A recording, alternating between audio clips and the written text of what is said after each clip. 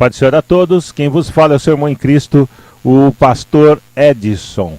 Esta é a web rádio da Assembleia de Deus Brasileira e vamos fazer uma meditação da palavra do Senhor, que temos como base o texto que se encontra em 1 Samuel, capítulo 1, verso 1 ao 28. E o título da nossa meditação é Doença de Alma. Em 1 Samuel, capítulo 1, do verso 1 ao 28, a Bíblia narra a história de uma mulher chamada Ana. Ela era estéril, e ser estéril, para as mulheres de seu tempo, as mulheres judias de seu tempo, era uma espécie de maldição, tendo como pressuposto o texto de Gênesis, capítulo 3, verso 15, que narra a desobediência do primeiro casal. E Deus diz a Eva que a semente da mulher esmagaria a cabeça da serpente.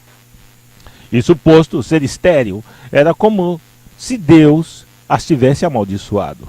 Isso fica claro em 1 Samuel, capítulo 1, verso 6, que diz: e sua rival excessivamente a provocava para irritar, porque o Senhor lhe tinha cerrado a madre. Eles acreditavam que era Deus que lançavam essa maldição e as mulheres estéreis era Deus que assim tinha pré-determinado.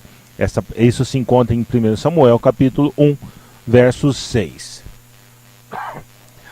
Essa crença de que a mulher não podia gerar filhos era maldita por Deus. E isso já a deixava triste. E por que não afirmar que Ana era doente de alma? E para complicar mais um pouco, ou para complicar mais ainda, seu esposo tinha duas esposas. Ela, Ana, e uma outra de nome Penina, e Penina se tornou sua rival, porque Eucana, seu esposo, ou esposo de ambas, amava mais Ana, apesar dela não poder ter filhos, e Penina ter filhos. E também Eucana acreditava nisso, era religioso, né? A religião fazia com que eles crescem assim.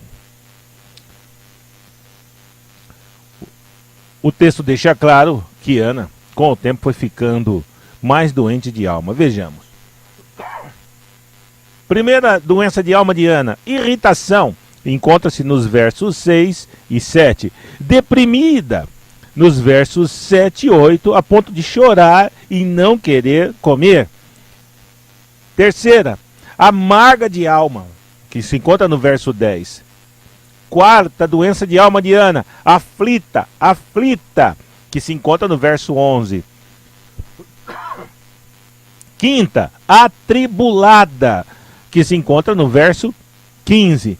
E a sexta, aflição e ansiedade, que se encontra no verso 16. É muita pressão para uma pessoa aguentar. E você, já esteve assim? Já sentiu como Ana, aflita, amarga de alma? Não vê nada agradável que possa fazê-la sorrir? Muito de nós em algum momento já passou ou passará por situações como essa. Um momento que parece que o vazio que existe no peito não pode ser preenchido.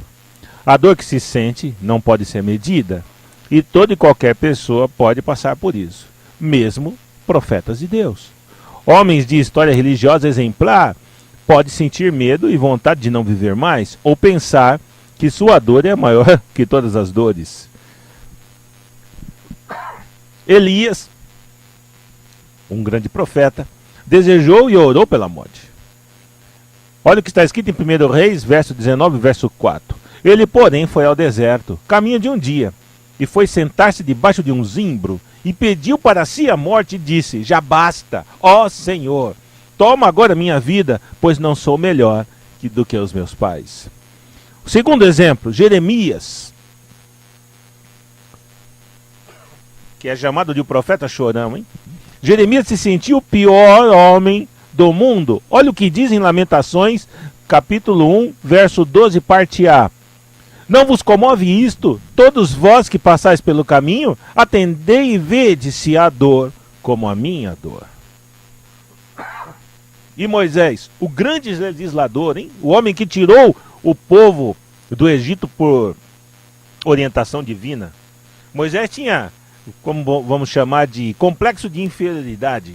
Em Êxodo capítulo 3 e 4, Moisés elenca uma série de defeitos que o impediria de guiar o povo. Por exemplo, Baixa estima, capítulo 3, verso 11.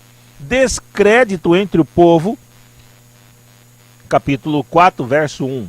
E quase, hein, meus irmãos, tira a paciência de Deus, alegando não saber falar. E você, eu e nós? O que nos está afligindo? A cura para a doença de alma começa reconhecendo que se está doente e buscar ajuda real e eficiente. Jesus nos ensina no Sermão da Montanha que a ansiedade não pode ajudar. Veja, por isso vos digo, não andeis ansiosos pela vossa vida, quanto ao que haveis de comer ou de beber, nem pelo vosso corpo, quanto ao que haveis de vestir. Não é a vida mais que o alimento? E o corpo mais do que as vestes? Mateus, capítulo 6, verso 25. Como superar estas coisas? Estas doenças de almas? Simples. Fazendo como Ana, orando ao Senhor de coração e mente aberta, confessando ser Deus Todo-Poderoso e reconhecendo que Ele é o Senhor de todas as coisas, com humildade, adorando-o na beleza da sua santidade. Veja a oração de Ana. Ela, pois com amargura de alma, orou ao Senhor e chorou abundantemente e fez um voto dizendo: Senhor dos exércitos, se benignamente atenderes para a aflição da sua serva, e de mim te lembrares, e da tua serva não te esqueceres, mas a tua serva deres um filho, homem, ao Senhor o darei todos os dias da sua vida, e sobre a sua cabeça não passará navalha. 1 Samuel, capítulo 1, verso 10 e 11. Ana sem receios, derrama-se perante Deus. Ela é uma mulher inteligente e sabe que não há como esconder coisa alguma de Deus, principalmente aquilo que ela mesma já sabe. Ela está doente de alma e apenas Deus pode preencher o vazio em seu peito. Apenas Deus pode fazê-la sorrir novamente. Ela poderia ter feito como a maioria faz, culpar Penina, ou dizer que não tinha sorte na vida, que o universo conspirava contra ela, que nasceu no lugar errado. Não é assim que geralmente se ouve? Mas não. Ana optou por buscar ajuda em Deus. E ela sabia que o Senhor dos Exércitos, foi assim que ela o chamou, venceria a luta dela, lutaria por ela. E você e eu e nós vamos vencer todas as agruras da vida e as intempéries do dia a dia? Veja, porém Samuel disse: tem porventura o Senhor tanto prazer em holocaustos e sacrifícios, como em que se obedeça a palavra do Senhor? Eis que obedecer é melhor do que sacrificar, e o atender melhor do que a gordura dos carneiros. 1 Samuel, capítulo 15, verso 22. Vamos voltar para Deus, e Ele vai se voltar para nós. Deus não está longe, meus irmãos. Volte-se para Ele. Eu sou o pastor Edson, me despeço na paz do Senhor. Deus. A paz a todos.